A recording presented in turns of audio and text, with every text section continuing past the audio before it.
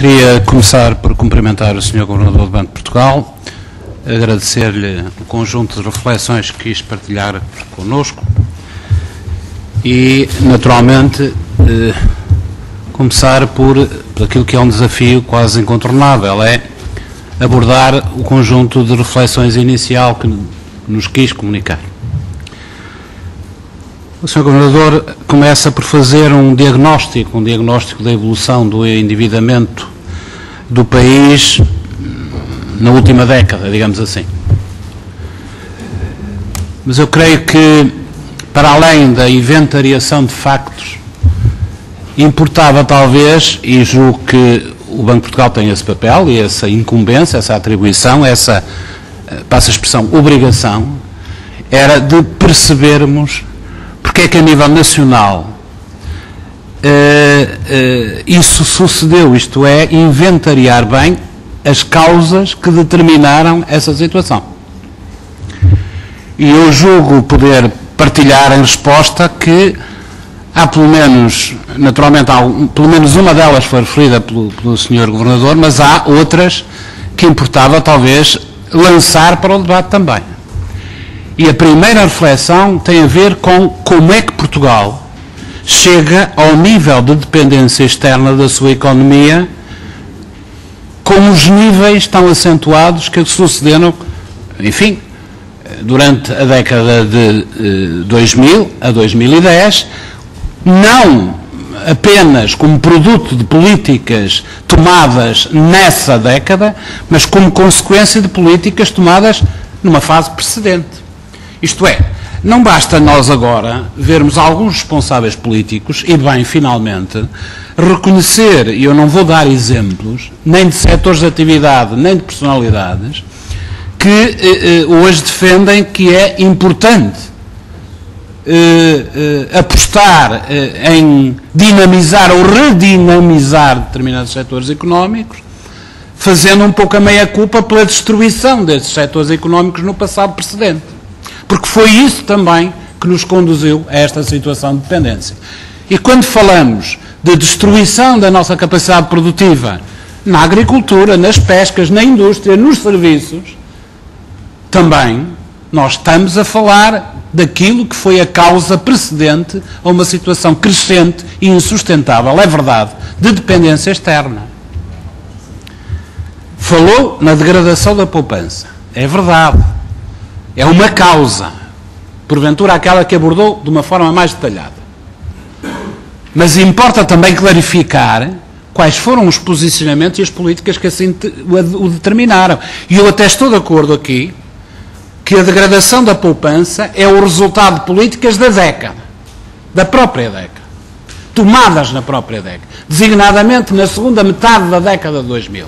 Mas pergunta-se em benefício de quem é que esta degradação da poupança tradicional dos portugueses foi feita.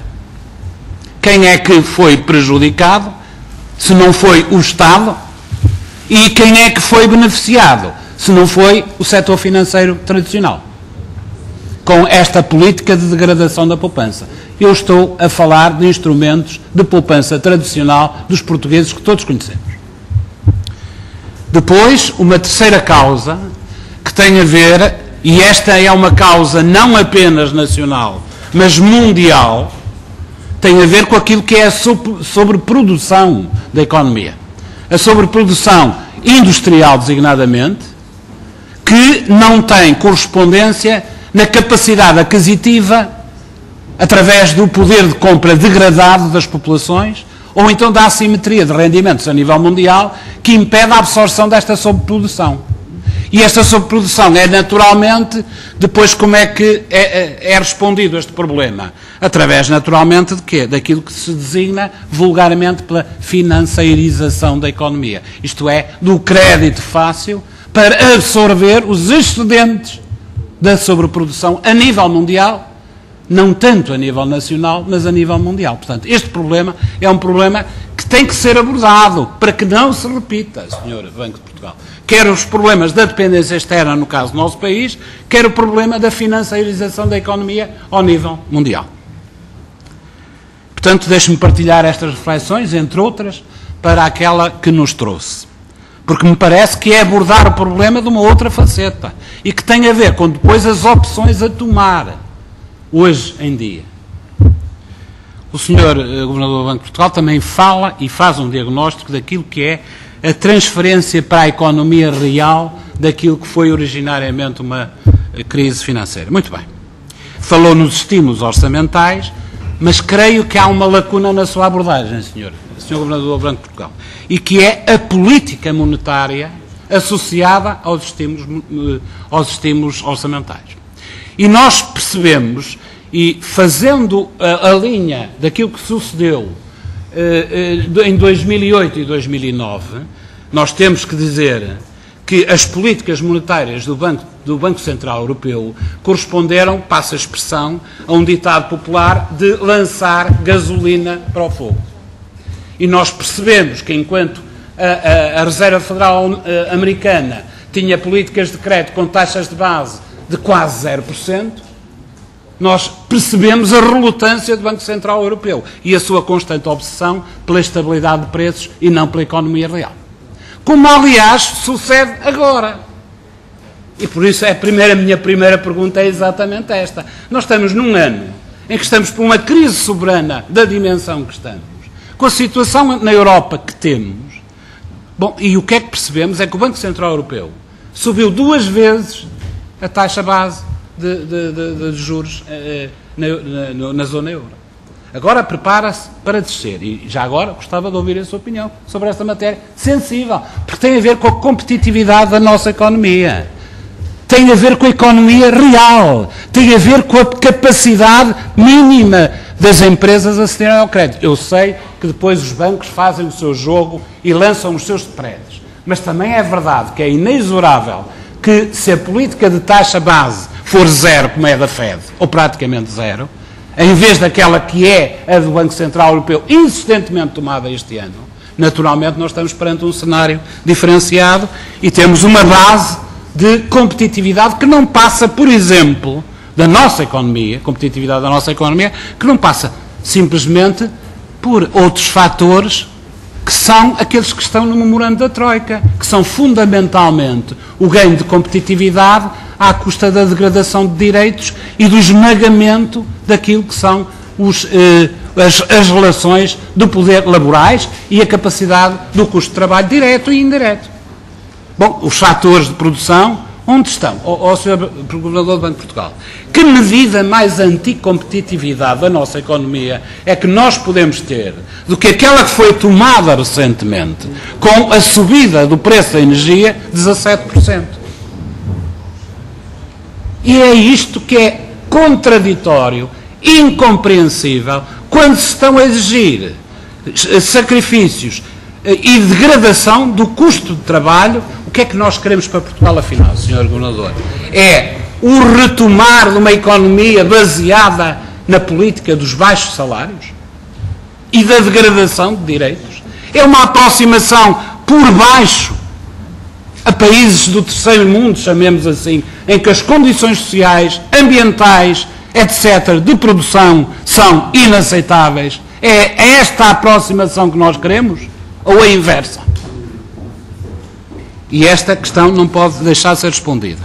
E, naturalmente, fazer 2 ou 3 perguntas sobre a situação do crédito em Portugal, dando-lhe exemplos de necessidade de respostas objetivas. Eu admito até que elas sejam a ser dadas no plano do diálogo permanente, mas daquilo que é a amostragem pública da ação do regulador. Por exemplo, hoje é visível, bem nos jornais, que é difícil conceder crédito às empresas e às famílias, mas é fácil voltar a ter crédito para comprar ações no mercado imobiliário. Bom, eu escuso-me de voltar à história do BPN, do BPP ou do BCP, para percebermos as imparidades e os problemas do setor bancário a que isso conduziu. Para além das questões morais, das questões de legalidade, das questões de fraude. É esta situação. O Banco de Portugal o que é que está a fazer? Por exemplo, aquilo que vem todos os dias nos jornais destes senhores que estão aqui deste lado, que é a política de promoção da poupança à custa de taxas de juro ilusórias. há bancos que já prometem 6% para depósitos acima de 50 mil euros. Vamos voltar a ter BPPs daqui por uns anos? Qual é a posição que o Banco de Portugal está a ter nesta matéria? E já agora, porque vem também nos jornais, qual é a opinião do Banco de Portugal sobre a situação anunciada?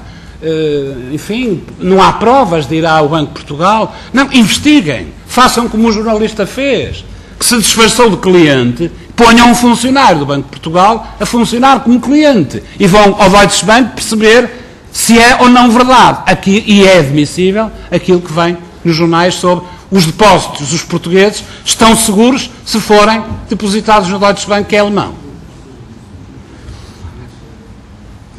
Eu continuava por esta matéria com mais duas questões. Uma, a do papel reforçado da intervenção do regulador no setor financeiro. Há um conjunto de legislação que está a ser alterada, com o reforço de mecanismos operacionais e jurídicos de intervenção. Muito bem. Aliás, a maior parte desses mecanismos de intervenção, como Vossa Excelência bem sabe, Sr. Governador, nem sequer são novos, existiam. Às vezes nem sequer eram utilizados e podiam ter sido. Administradores delegados, etc. Não vou voltar ao tempo do BPN. É verdade que reforçar estes mecanismos é positivo, mas é criado, e isto é o aspecto inovador, de facto, um chamado Fundo de Resolução. Sr. Governador, eu queria perceber se este Fundo de Resolução, que é para resolver problemas da banca, não tem que ser financiado pelos próprios bancos. Isso tem que ser os contribuintes, o Estado, a financiar este Fundo de Resolução. Através de quê? Perguntar-me-é. Por exemplo, através, e isto remete-nos também ao Programa de Estabilização Financeira do Memorando, se este reforço dos capitais, dos rácios de capital, ou da criação deste Fundo de Resolução, não tem que ser feitos fundamentalmente à custa da participação dos acionistas. Naturalmente, da eliminação da distribuição dos dividendos, obviamente, mas da participação dos acionistas. Sendo certo que é um setor que falou muito dos rendimentos para suportar uma determinada situação. Muito bem, sendo certo que é um setor que tem um fluxo de rendimentos assinalável, que, portanto, naturalmente pode ser utilizado integralmente na recapitalização, quer no Fundo de Resolução, quer no problema dos rácios impostos de 9% e 10% este ano para o ano, que eu, aliás, estou de acordo. Acho que a prudência aconselha isso. Agora, à custa de quê? Dos 12 mil milhões do tal empréstimo dos 78 mil? Isto é, à nossa custa? À custa da generalidade dos contribuintes? Ou à custa do reforço da participação acionista, seja ela como for, e de outros mecanismos próprios? Desalavancagens, vendas de ativos, muito bem. Agora, não à custa da participação no meu bolso, que eu não sou acionista de nenhum dos bancos nacionais. Não tenho ações em nenhum deles. E ficava-me por aqui, deixava o resto das perguntas para a segunda parte.